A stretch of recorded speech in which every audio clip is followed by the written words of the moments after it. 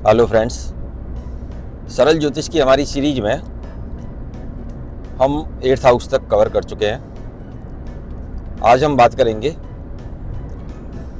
हमारी कुंडली के दूसरे सबसे प्यारे घर 9th हाउस की।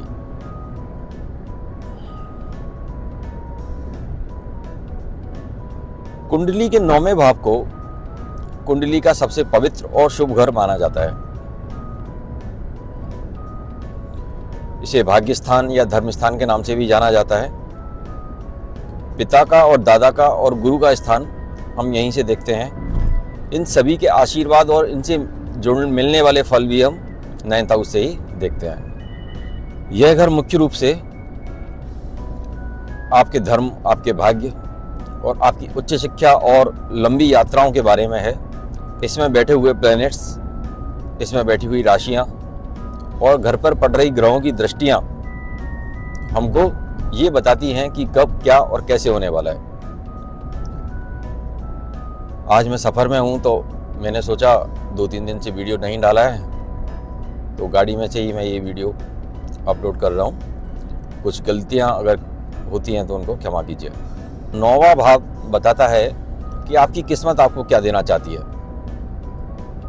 मतलब अगर 9वां भाग्य अच्छा है तो आपके जीवन में जो नहीं लिखा हुआ है वो भी आपको मिल जाता है।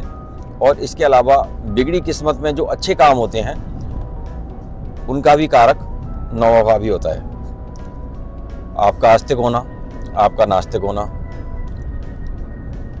जीवन में धर्म के प्रति जुड़ाव, आप जिस धर्म में पैदा हुए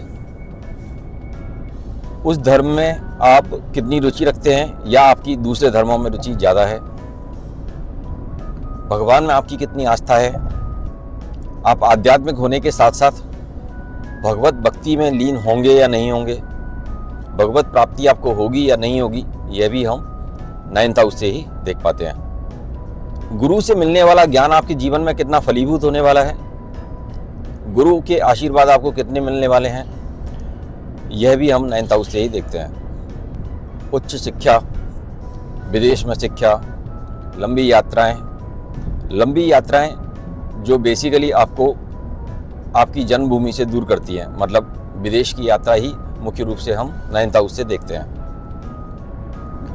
धर्म स्थानों की यात्राएं भी हम 9th हाउस से ही देखते हैं। पिलग्रिम्स, तीर्थ यात्रा जो होती हैं, जिनका 9th हाउस मजबूत नहीं होता है वो अपने पूरे जीवन भर सोचते ही रह जाते हैं लेकिन धार्मिक यात्राएं नहीं कर पाते हैं। मुख्य त्रिकोण हाउस का ये तीसरा घर है। 159 हाउस जो है वो मुख्य त्रिकोण हाउस है। शरीर के बॉडी पार्ट की अगर बात करते हैं तो कूल्हे से नीचे और घुटने से ऊपर का भाग, जांग वाला भाग हम 9th हाउस से देखते हैं। ईश्वरीय कृपा और पुराने जन्म के पुण्यों का फल। ईश्वरीय कृपा को हम इस प्रकार से समझते हैं कि हमको कुछ चीज़ का कन्फर्म होता है कि ये हमारे साथ बुराई होने वाला है और अचानक से कुछ ऐसा होता है कि वो अच्छे में बदल जाता है। पिताजी से हमारे संबंध कैसे रहने वाले हैं,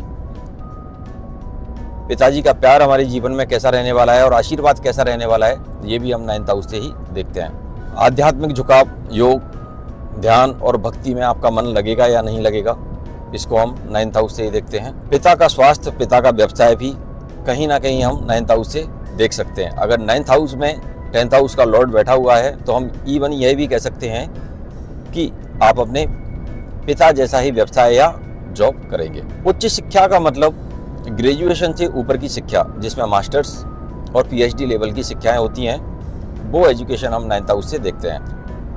9वां भाव मुख्य रूप से कालपुरुष की कुंडली में बृहस्पति देव का है। 9वां भाव अगर मजबूत हो तो आदमी बहुत ही भाग्यशाली होता है। समाज में मान प्रतिष्ठा अच्छी होती है। सामाजिक झुकाव और परोपकार का धनी होता है। जीवन में संघर्ष होते तो हैं लेकिन उन संघर्षों का हमेशा फल मिलता है। यहीं पे अगर 9th हाउस खराब हो जाता है तो पिता से मतभेद, भाग्य का साथ कम मिलता है और पितरों की कृपा में भी कमी आ जाती है।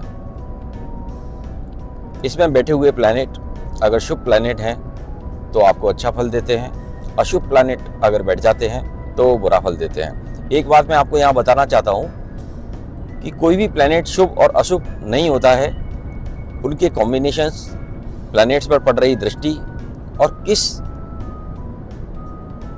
राशि में वो बैठा हुआ है उसके अकॉर्डिंग हम डिसाइड करते हैं कि वो आपको कैसे फल देने वाला है। 9th हाउस को सूक्ष्म रूप में ऐसे समझा जा सकता है। विस्तार में समझने के लिए हम आगे और क्लासेस करेंगे। तब तक के लिए आप ये स्टडी कीजिए, नोट्स बनाइए। नेक्स्ट वीडियो में मिलते हैं 10th हाउस के कारक तत्वों के साथ। नमस्कार।